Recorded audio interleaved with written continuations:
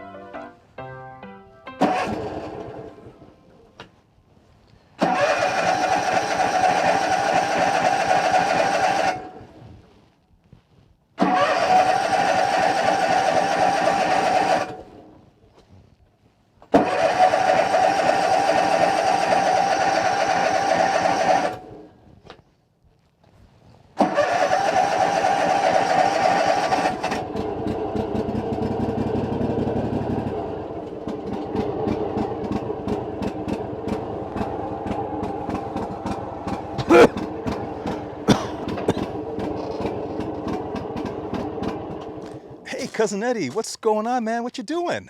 Oh, hey, Cousin Wayne. Well, so I was coming in on my bike, and when I got here, I noticed your yard was pretty, the grass was long. And so, I mean, no offense, Cousin Wayne, I know you work like a son of a gun all the time, and so no offense. I just thought maybe I would mow your lawn for you, but the mower here, she's not running too good, you know. So maybe it's not a good idea. Yeah, you know what? I know it's been kind of growing out of control. We've had a lot of rain and a lot of sun, and I just haven't had a lot of time. And plus, the problem you're experiencing right there, I mean, I've been having that problem for a while. So I've been meaning to get to it and try to fix it. So, yeah. Oh, oh, I did not know that. Okay. Well, maybe we can fix it. Or maybe we can put our heads together. Hey, well, you know what, Eddie? I appreciate the offer. This is something I'd rather do by myself because I don't want to tie you up and me up, and I don't really have the time now. And it's the kind of thing where I'd just rather work at my own pace, if you don't mind. Well, yeah. Okay. Well, so yeah. Okay then. Well, I'll let you work on it, and I'll just watch you. Okay. So, or you know what you should do? Hey, you should make a YouTube video of it. I think that would be a great idea. Don't you think so? Oh, man. You know what? That's a great idea. I will. I think that's a great idea, Eddie. I'll make a YouTube video of the repair job. Once I figure out what's going on with it, I'll put it up on YouTube. That's a great idea. That's why I keep you around, Cousin Eddie. I love you, man. It's good to see you. Well, all right. I'll get off of here. Well, hello, friends. It's Wayne Polson coming to you from Heartwood, right next door to SM Heartland. How are y'all doing today? I hope you're having a wonderful day. It is hot and muggy right here in northeastern Ohio. I don't even feel like coming out here and doing stuff. You know what I'm saying? It's that muggy. I feel like I'm jumping into a bathtub and I'm weightless floating around. Well, anyway. So I'm here with my zero-turn mower. This is the one that Cousin Eddie, just a few seconds ago, and actually it was last night, Cousin Eddie was trying to start this thing up so he could mow my lawn for me, which was a very cool gesture on his part. And I've been having trouble with this thing for a while. So today I'm going to do a couple of things. For one, I have a new carburetor, a backup carburetor for this thing, just to get it up and running quickly. That's what I did. But I do want to fix the old carburetor, the one that's malfunctioning. And how do I know it's the carburetor? Well, let me just show you. So when I go to start this thing, the first thing I do is pull the choke up. And when I pull the choke up, you can see that the choke lever actually moves to the choke position. I don't have the air cleaner off of this thing, so you can't see the actual valve in there, or the flap in there. But anyway, you can see the lever move. And then when I turn the choke off, you notice that the lever doesn't respond. It stays in the same position. And that's because it's returned to the choke off position by a spring that you can see attached there. And that spring just does not have enough tension to pull the lever down. Why? Well, I've already looked into this. It's because that plastic lever is sort of L-shaped, and there's a rod that goes through the throat of the carburetor, the air intake of the carburetor. And that plastic rod, for some reason, has swollen, has gotten rough, has gotten caked up, gotten gelled up, jammed up, whatever. And it just does not move smoothly and loosely. Let me show you what a new carburetor does. So here's the new carburetor, and you can see, let's see, it's oriented this way. You can see the choke plate right there, okay? When I move this lever, it's just nice and easy. See that right there? Nice and easy. That one right there, not so. So I'm going to take this carburetor off, and basically what this video is about is just demonstrating how to take the carburetor off and put a new carburetor on, or how to reinstall your existing carburetor after you've taken it off to clean it. So that's what we're going to get into right now. Let's do it. All right, so the first thing we're going to do is we have to remove this throttle choke plate right here. And there are 1, 2, 3 threaded nuts and bolts we have to take off of there. They're all 10 millimeter. There's also the choke return spring that I'm going to go ahead and just pull off right now. Get that out of the way. And let's get this rolling.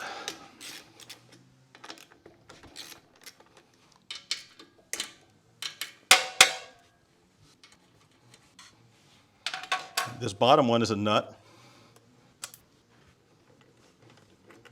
And once that's off, the only thing that you have to do now is back in here, the throttle linkage, all the slack is kept out of that throttle linkage with this spring right here. There's a little, I don't know what you would want to call this, a clamp of some sort. You want to pull that off of there. It's clamped around the throttle linkage. So just pull that off. And actually what it does is it keeps the throttle linkage from coming out at this point in the carburetor. But there's also a spring attached right here to that linkage, or to that retainer. I'm going to pull that spring off. And now this little retainer just slides out of the way. See how it's just hinged right there? You can pull the linkage out and it's gone. So then I'm going to take a 7 millimeter nut driver. I'm going to pull the air cleaner off. My air cleaner is actually dirty, so I should get that replaced while I'm at it. On this side over here, I'll move the camera so you can see that. So on this side, what I'm going to do is remove this little piece of tubing here. And I don't know what this is exactly, except that it might be an impulse. It's not really the impulse from the engine, that's back here. I'm not exactly sure. This might be just a vent. And then we're left with the gas line here. And the fuel line, I'm going to go ahead and pinch it off with a pair of vice grips.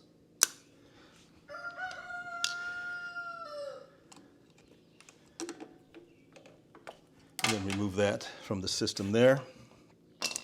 Okay, the only thing we're left with is a wire down here, and this wire is for the, this is an automatic, or this is a shutoff device that stops gas flow as soon as a shutoff event takes place, whether you're getting up off the seat or, I'm not sure what all the different triggers are for that, but anyway, we have to remove that.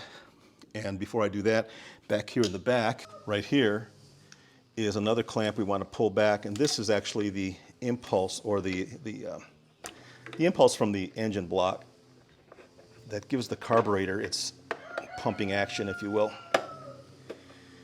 Okay. Now, the last thing is to go ahead and pull this final nut off here.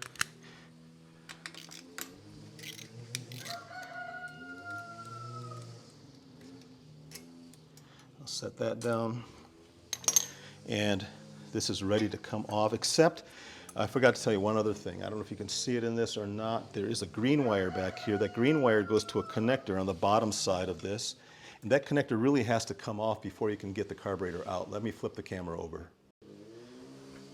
So there's a connector here. This thing rotates. There's a little white connector here. You just want to pull that off. We'll go ahead and take this intake adapter off. And here we go, folks. By the way, I might as well demonstrate this right now.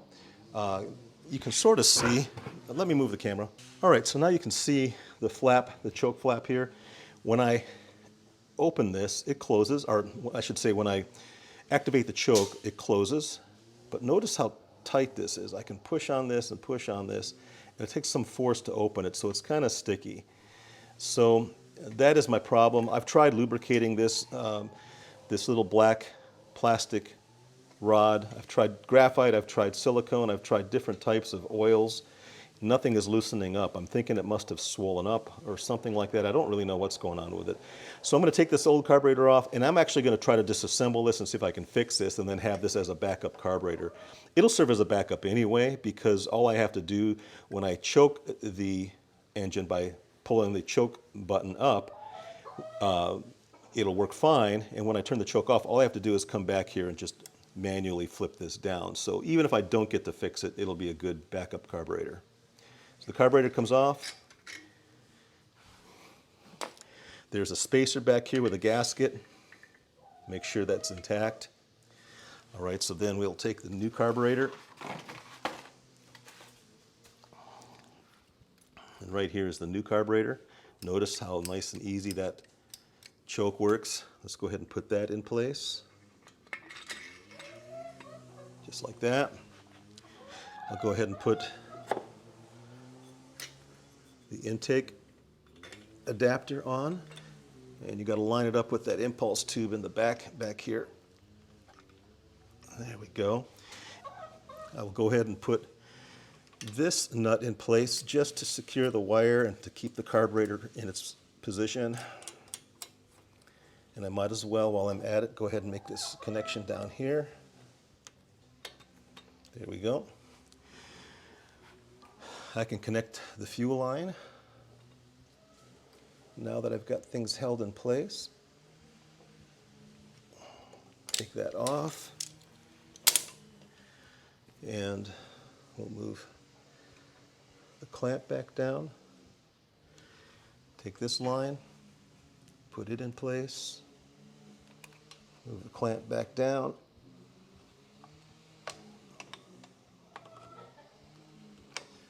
All right. I'm going to go ahead and take this clamp for the impulse line. You can't see it, but I'm just going to move the clamp into its position right there. All right, and now you can see I've got this impulse tube clamp in place here. Now I'm going to go ahead and take the throttle linkage, just kind of going in reverse order here. And sometimes it gets jammed up down in the bottom down here. There we go. I'm going to go ahead and put that in place. Put that in the hole here. Take this clamp or retainer, push it over the top of that rod that holds it in place so that it can't slip off. And then I'm going to come over here and grab the spring. And it goes on the back side, hooks in right there. All right, so now we're ready to put this bracket back in place. And I will put this, can you guys see what I'm doing down here? I'm a little bit low, huh? Yeah, you can see me. All right, so right here, put this one back in, just get it started. Then this one.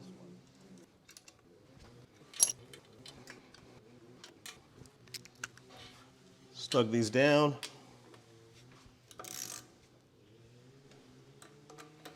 Careful not to strip them. Oops. This one you may have to hold the wire back just while you're tightening this down. Just like that. It's all good and tight. The only thing left to do is to take this carburetor choke return spring and hook it right there on that lever. All right, I'm going to put the air cleaner back on.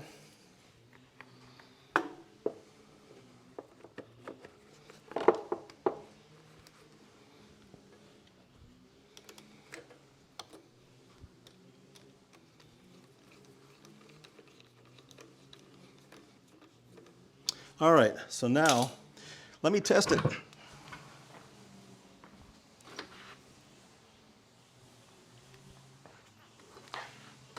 All right, so here's the moment of truth. Choke on, choke off.